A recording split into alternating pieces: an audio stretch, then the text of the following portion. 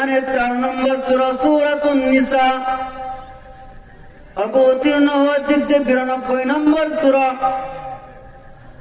সূরাতুন নিসার 2 নম্বর রুকু 13 এবং 14 নম্বর আয়াত, 4 নম্বর পারার 19 নম্বর পৃষ্ঠা, কোরআনের 81 নম্বর পৃষ্ঠার 1 নম্বর লাইনে আল্লাহ রাব্বুল আলামিন বলেন, وَمَن يُطِعِ اللَّهَ وَرَسُولَهُ يُدْخِلْهُ جَنَّاتٍ تَجْرِي وَمَن يُطِعِ اللَّهَ وَرَسُولَهُ।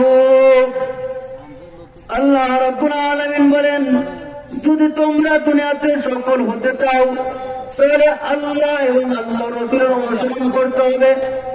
আল্লাহ এবং আল্লাহ রাসূল সাল্লাল্লাহু আলাইহি ওয়াসাল্লামের অনুসরণ যদি তোমরা করতে পারো তাহলে তোমরা দুনিয়া এবং আখিরাতে সফলতা অর্জন করবে।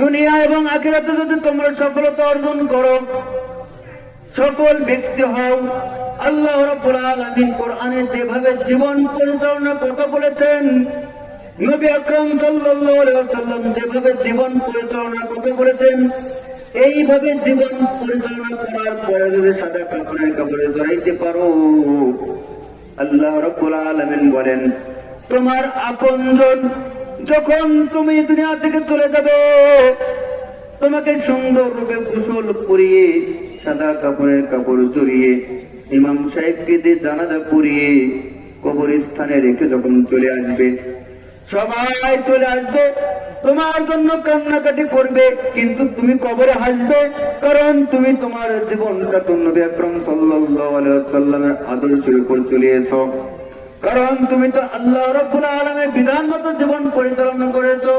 কোরআন সুন্নাহ মোতাবেক তুমি জীবন পরিচালনা করার কারণে আমি রব্বুল আলামিন তোমাকে এমন এক জান্নাতে প্রবেশ করাবো।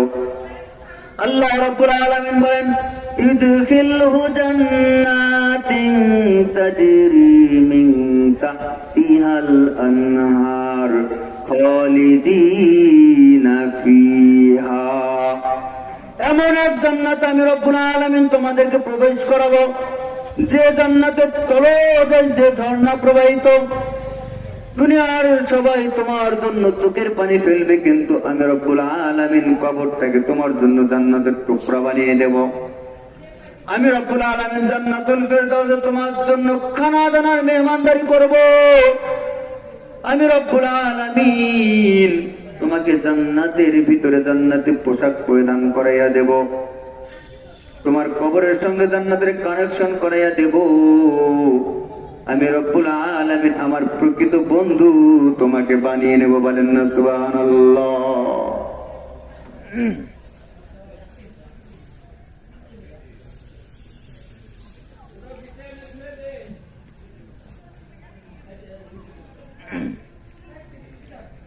এরপরে আল্লাহ রাব্বুল আলামিন বলেন, ওয়াযালিকাল ফাওজুল আযীম।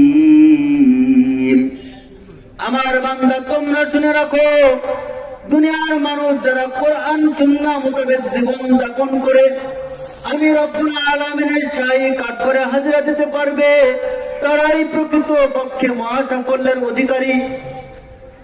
কোরআন সুন্নাহকে বাদ দিয়ে যদি তুমি দুনিয়ার পিছনে ছোটো, সফলতার পিছনে ছোটো, তোমার কোনো সফলতা নাই। দুনিয়াতে তোমাকে সবাই সম্মান করতে পারে, রেসপেক্ট দেখাইতে পারে, কিন্তু যখন দুনিয়া ছেড়ে তুমি চলে আসবে রে বান্দা, তোমার আপনজন যখন তোমাকে কবরে রেখে যাবে, যদি কোরআন সুন্নাহ বাদ দিয়ে জীবন পরিচালনা করে আসো, তাহলে তোমার জন্য রয়েছে জাহান্নাম। বলেন না নাউযুবিল্লাহ।